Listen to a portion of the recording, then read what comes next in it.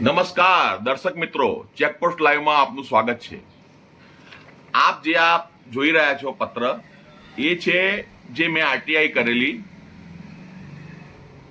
અધિક જિલ્લા મેજિસ્ટ્રેટ ખેડા જિલ્લામાં કે નડિયાદમાં જાહેર માર્ગો ઉપર ફટાકડા વેચવાની લારીઓ ઉપર જે ફટાકડા વેચાતા હતા 2024 દિવાળી પહેલા ના 15 દિવસ દિવાળી પહેલાના 15 દિવસ અગાઉથી તો તે લારીઓને લાયસન્સ કોણે આપ્યું વેચવાનું એ બાબતની મેં આરટીઆઈ કરેલી। આ આરટીઆઈ બાબતે હું 6 મહિનાથી 5 મહિનાથી અરજીઓ કરીને ગમે તેમ કરીને ફાઇટ કરી।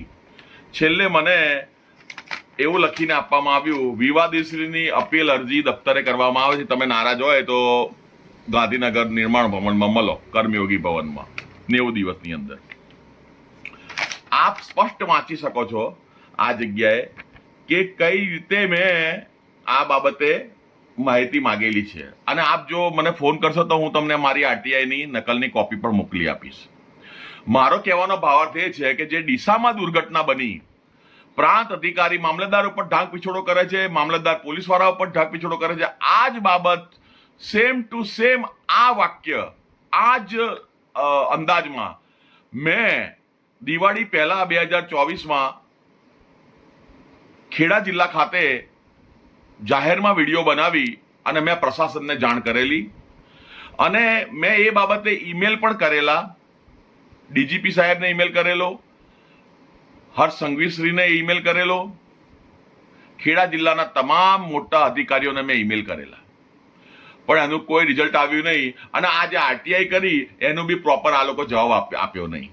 છેલ્લે ત્યાં ગાંધીનગર મોકલી આલ્યું, અને આ 3-4 દિવસ અગાઉ પેલા ડીસાનો પેલો બનાવ બન્યો। હવે આખા ગુજરાતની અંદર દરેક જિલ્લામાં આ લોકો ચેકિંગ કરવા જાય છે। મારો કહેવાનો ભાવાર્થ એ છે કે જ્યારે લોકો મરી જાય છે પછી તમારે જાગવાનું હોય છે। મામલતદાર શ્રીએ અભિપ્રાય આપ્યો એસડીએમ શ્રીને, પ્રાંત અધિકારીને ડીસાના, તો પછી એમની જવાબદારી થાય ને।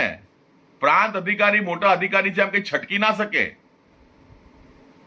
કે ભાઈ અમે તો પેલા અભિપ્રાય આપ્યો એમ અમે તો જોઈએ, આમ કરીએ તેમ કરીએ, એમ કઈ છટકી ના શકે। એ લોકો પોતાની જવાબદારીમાંથી એમને પ્રોપર અને વ્યવસ્થિત જવાબ જનતાને આપવો પડશે, પબ્લિકને આપવો પડશે। ને પેલા 21 જણા મરી ગયા